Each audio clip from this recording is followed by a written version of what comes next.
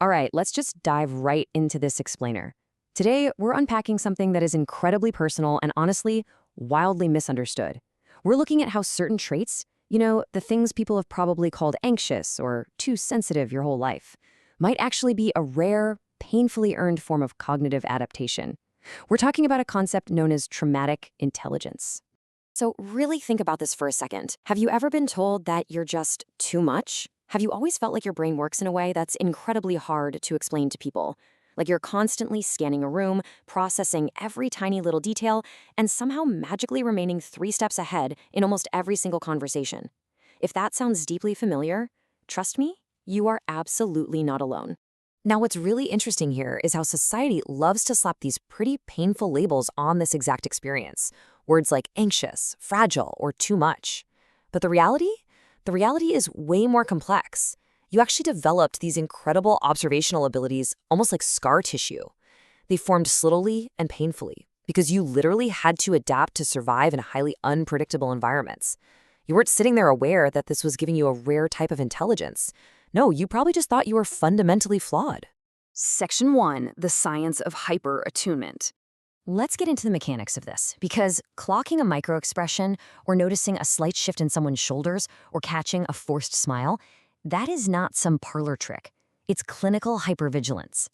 When kids grow up in emotionally unpredictable environments, say with a parent whose mood could just instantly shift without any warning, the brain does exactly what it has to do to survive. It adapts. Research actually shows that traumatized brains can detect threats in milliseconds, literally long before your conscious thought even kicks in. It becomes extraordinarily attuned to those stimuli as a survival mechanism to keep you safe. But the catch?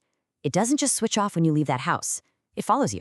It comes into every room and every relationship you have.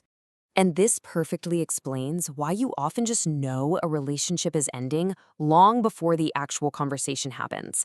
Trauma neuroscience has consistently shown that the body encodes emotional experiences in a way that completely bypasses your conscious, verbal brain.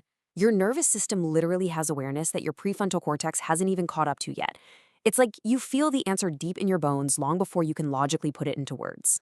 So the absolutely crucial point here is that your empathy, it isn't just you saying the right thing because it's polite. It's so much heavier than that. What you're experiencing is a profound emotional contagion. Now, this is the unconscious mirroring of other people's emotional states. But for folks with trauma histories, it hits at a way, way higher intensity. A complete stranger's pain on a screen can literally physically land right inside your own body. It makes it incredibly hard to figure out where your feelings end and someone else's begin. But hey, we have to be really honest about this. This intelligence, it comes with a massive tax. The exact same hyper-attunement that makes you exceptional carries very real risks. Sometimes your pattern recognition just misfires. You might read a totally harmless silence as conflict or view a neutral situation as an immediate threat. Your empathy tips over into over-responsibility, and suddenly you're carrying emotional weight that was literally never yours to hold. And let's just validate this right now, that constant involuntary scanning of your environment, it is genuinely physically exhausting. Moving on to Section 2, navigating complexity and meaning. So while most people naturally want clean resolutions, they want clear villains, clear heroes, answers that just wrap up neatly with a bow, traumatic intelligence actually allows you to accept moral ambiguity. Growing up in a complicated reality where, say, the exact person who was supposed to protect you was also the one who scared you, well, that forces a really high level of cognitive sophistication.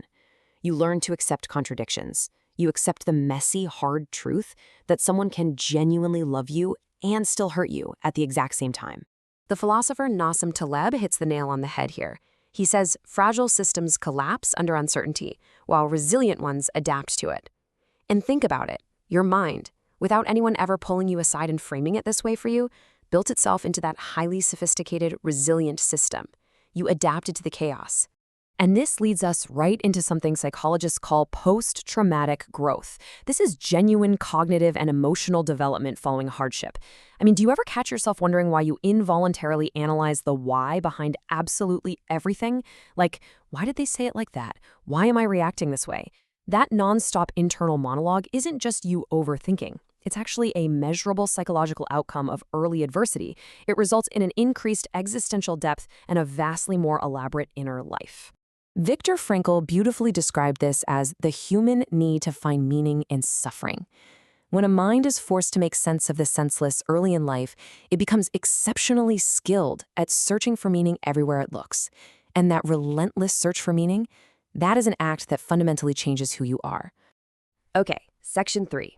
Why we sabotage success.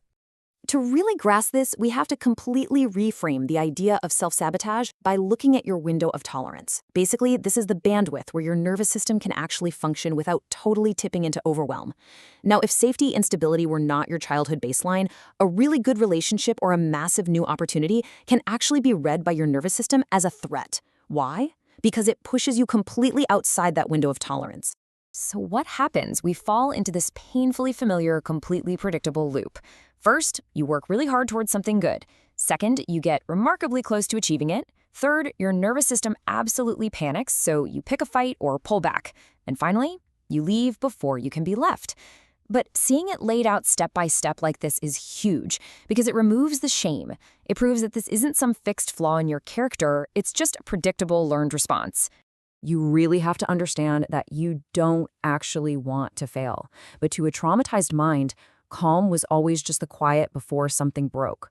Your memory literally associates stability with the inevitable drop of the other shoe. So you break it yourself just so you can control exactly when that drop happens. Which brings us to section 4, awareness is not healing. This right here is known as the knowing-doing gap. And honestly, it is quietly devastating to possess such high intelligence and self-awareness, to literally be able to sit there and name your patterns to a therapist or a friend with total clarity, trace their origins perfectly, and then just watch yourself do them anyway. You feel completely stuck in your actions, despite knowing exactly what is misfiring in your brain. Because the hard truth is, awareness just isn't the same thing as healing. It's a vital start, absolutely, but the brain does not update through insight alone. It requires repeated, new experiences. The body literally has to slowly learn that it is safe now. Your intelligence isn't wasted at all. You've just been doing something incredibly hard for a really long time. Overcoming this requires practical, structured, day-by-day emotional regulation. You have to actively teach your body an entirely new baseline of safety. So I really want to leave you with this thought today. Your mind adapted to survive the unpredictable, and in doing so, it gave you a remarkable, albeit heavy, intelligence. Awareness is the start of changing that heavy burden. But knowing that your brain only updates through action, what new, safe experience will you consciously choose to give your body today? Keep learning, keep adapting, and I'll catch you on the next explainer.